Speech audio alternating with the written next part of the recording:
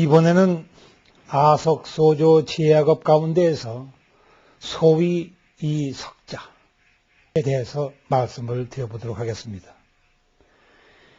아득히 먼 그 옛날부터라고 하였으니 도대체 인간의 일생이라고 하는 것은 60, 70년, 길어야 100년인데 도대체 왜 석자를 썼을까?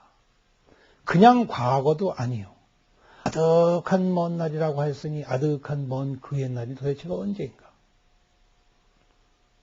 그 말마따나 이것은 시작이 없는 과거입니다.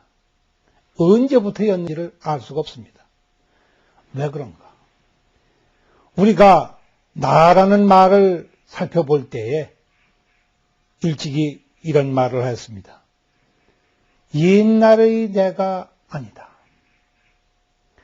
옛날에 나는 어떠한 것 때문에 그와 같이 되었고 그런 원인이 있었기 때문에 그와 같은 결과를 자연스럽게 빚어나간 단순한 인연의 몸뚱아리였습니다.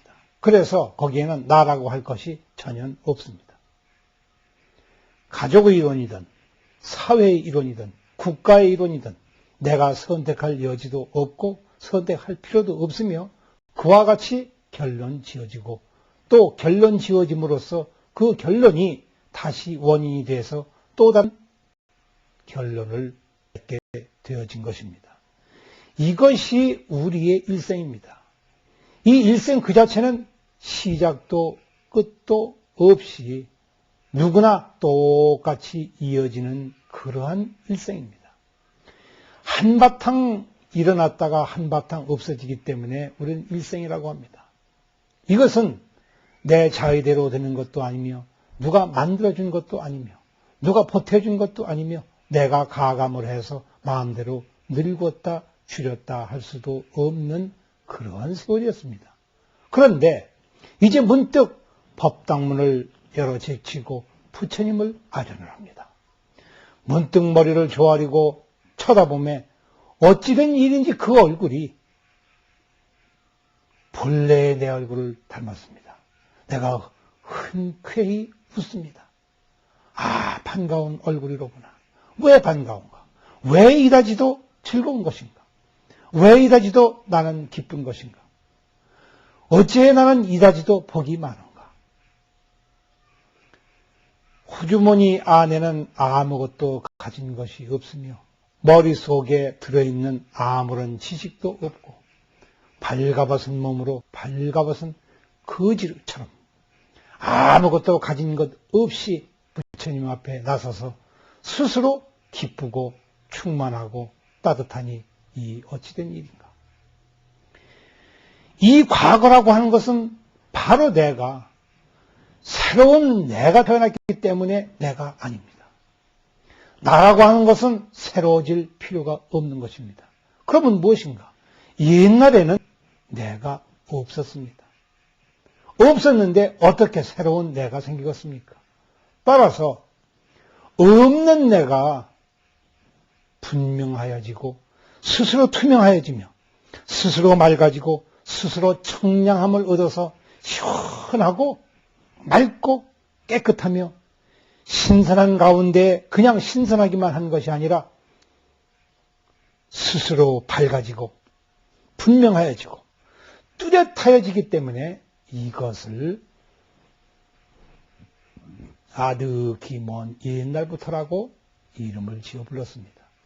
즉 지금까지 있었던 것이 하나도 제대로 있는 것이 없었기 때문에 모든 과거는 하나같이 다 무화되어 버리고 스스로 자멸해서 있었던 것이 아닌 것으로 있는 것이 아닌 것으로 그 정체를 드러내 버림으로써 스스로 소멸되고 무너져 버리기 때문에 이것을 옛 것이라고 했습니다.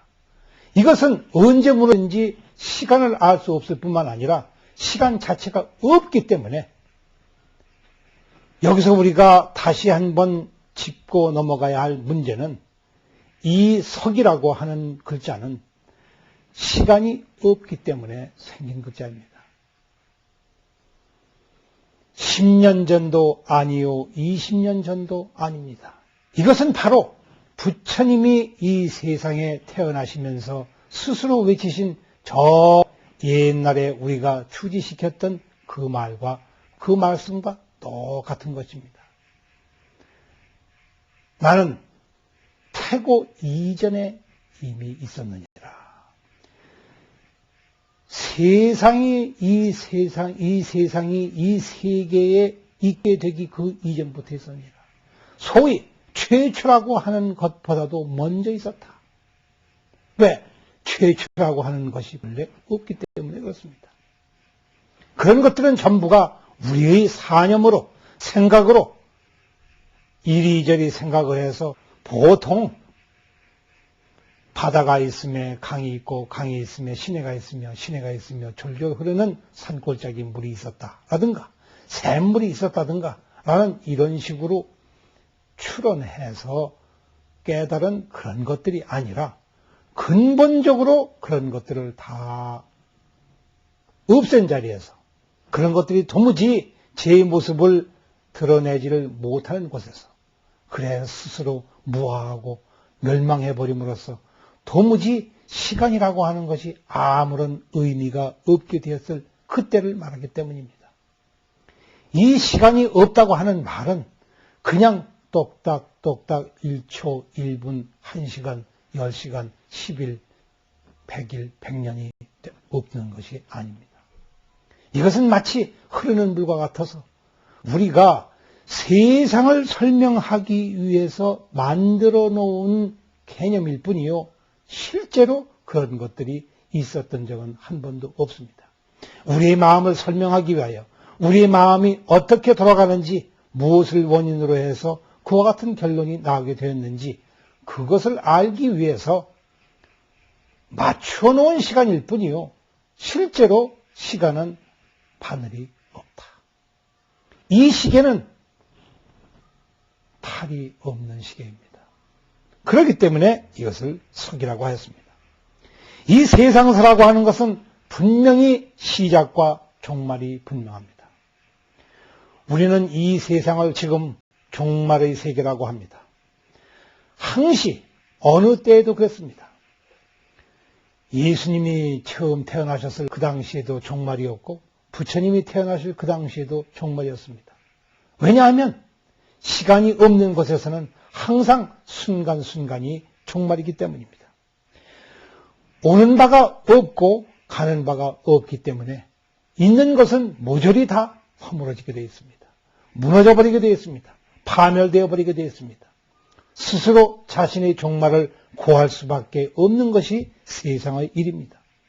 그리하여 근본에 있어서는 도무지 저런 것들이 알 수가 없는 것들입니다. 있지도 않은 것을 안다고 하는 것이 너무나도 망발이요, 거짓이요, 뜬구름과 같은 것이요, 허공에 피는 꽃과 같은 것들이기 때문에 그렇습니다. 그리하여 우리는 여기서 분명히 한 가지 사실을 알게 됩니다. 마침내 사람이 스스로 깨우침이 깊고 오묘하게 되면 세월은 더욱 오래고 헤아릴 수가 없게 된다. 다시 한번 이르거니와 깨달음이 깊을수록 세월은 더욱 멀어져만 간다. 부처님은 한순간에 만겁의 일을 깨달으십니다. 이것을 부처님이라고 합니다. 우리의 깨달음이라고 하는 것은 잠시 일어났다가 잠시 없어집니다. 그리고 잠시 뒤에는 까맣게 잃어버립니다. 사람마다 순간순간에 얻는 바가 있고 깨우치는 바가 있고 머릿속에 무엇인가 산뜻이 비치는 서늘한 바람이 잠시 있지만은 이것이 오래 가지를 못합니다. 우리는 이것을 오랜 인연을 두고 싸우지 못한 가지가지 병 때문에 그렇다고 합니다. 이것을 우리는 업장이라고도 부릅니다. 어찌 되었든 중요한 것은 깨달음이 오묘하고 깊으면 깊을수록 세월은 무구한 곳으로 흘러갑니다. 한없이 먼 곳으로 흘러갑니다. 지금 내가 얼마만큼 깨달았느냐 하는 데 따라서 저 아속소조 제악업할 때 지금껏 지어온 모든 악업이라고 하였으니 그 길이는 얼마든지 아득해질 수가 있습니다. 그러나 이것이 분명치 못하면, 그 깨달음이 분명치 못하면, 그 내가 분명치 못하면 이 세월은 아주 짤막해지고 맙니다. 자, 그렇다면 여러분 자신은 지금 어느 만큼의 세월을 가진 것입니까? 지금 몇 년의 인생을 살고 있는 것이며 몇 년의 시간을 지금 깨닫고 있는 것이며, 아니면 반딧불 같은 인생을 살고 있는 것인가? 아니면 저 부처님과 같은 세월을 향유하고 살아갈 것인가?